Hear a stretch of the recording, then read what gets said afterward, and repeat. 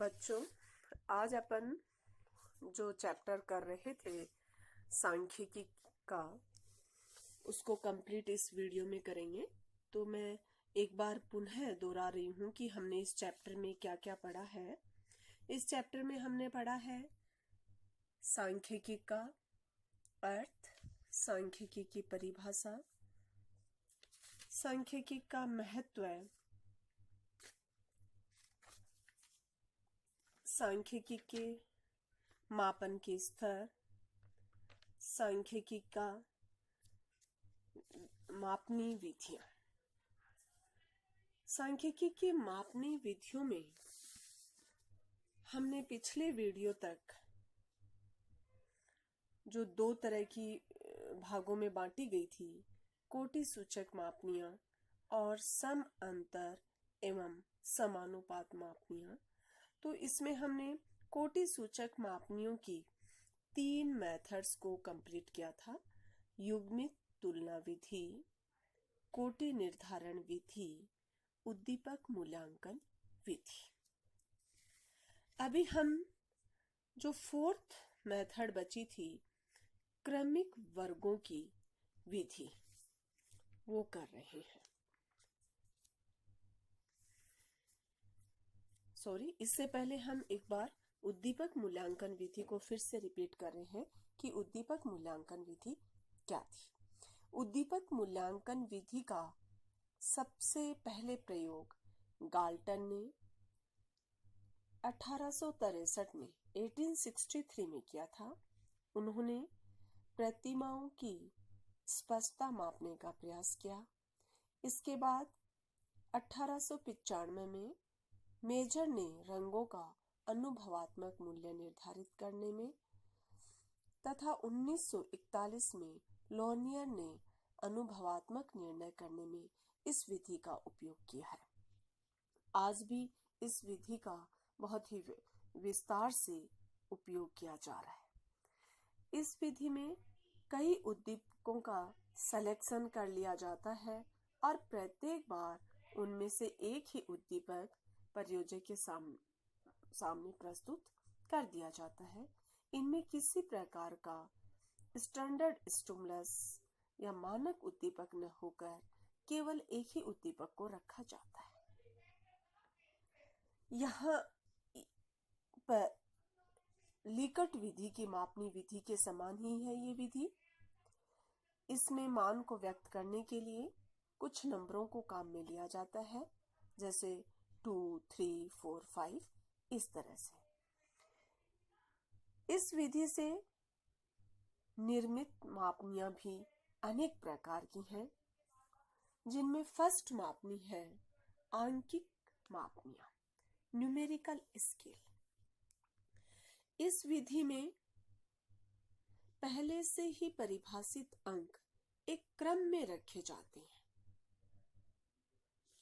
और प्रत्येक व्यक्ति के उद्दीपक के सामने उनमें से एक अंक को छांटकर लिखा जाता है।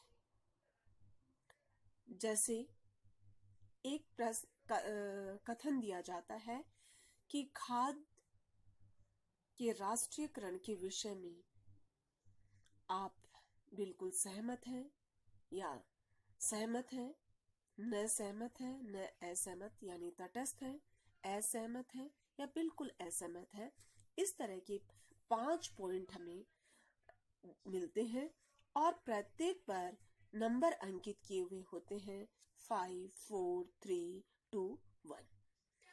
तो जो चीज आपको कथन से सहमत है या असहमत है या बिल्कुल नहीं है, तो किसी एक अंक को छांटकर उस कथन के सामने लिखना होता है। तो इस तरह से आंकिक मापनी मेथड को काम में लिया जाता है। दूसरा आता है आलेख चित्रण मापनियां। यह मापनियां सरल रेखा की तरह होती है, क्योंकि इनमें एक सीधी रेखा का प्रयोग किया जाता है। जैसे आधुनिक परिस्थितियों में भारत सरकार सफल या असफल, इसमें भी 5 बिंदुओं को लिया गया है। अत्यंत सफल, सफल, अनिश्चित, असफल, अत्यंत असफल, तो किसी एक को चुनाव किया जाता है। नेक्स्ट आता है मानक मापनियां। मापनियां आंकिक मापनियों जैसी ही हैं, किंतु इसमें मापनीय विशेषता की जांच के लिए वर्णनात्मक संकेतों की अपेक्षाकृत कुछ मानक होते हैं। नेक्स्ट आता है संचित बिंदु वाली मापनियां। इस प्रकार की मापनियों में अंतिम छोरीय विशेषण दिए रहते हैं, जैसे आस्तिक, नास्तिक, प्रिय, अप्रिय। यहाँ विशेषणों की सूची बहुविकल्प वाली भी हो सकती है। नेक्स्ट आता है बाधित विकल्प, फोर्स्ड चॉइस स्केल। इस मापने में परियोजना से प्रत्येक मूल्यांकन प्रयास के लिए कुछ विकल्प देकर उससे चयन की अपेक्षा की जाती है। इस विधि के प्रयोग में कम समय खर्च होता है तथा परियोजना इसमें रुचि से कार्य संपन्न करता है। विभिन्न मनोवैज्ञानिक शील गुणों के मापन में इस विधि का प्रयोग अधिक करते हैं। नेक्स्ट मेथड आती है क्रमिक वर्ग विधि।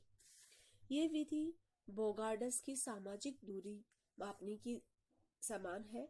इस विधि में विभिन्न उद्दीपकों में से प्रत्येक को आवश्यक रूप से किसी एक मात्रात्मक वर्ग में शामिल किया जाता है। वर्गों के पारंपरिक अंतराल मनोविज्ञान के दृष्टिकोण से समान हो।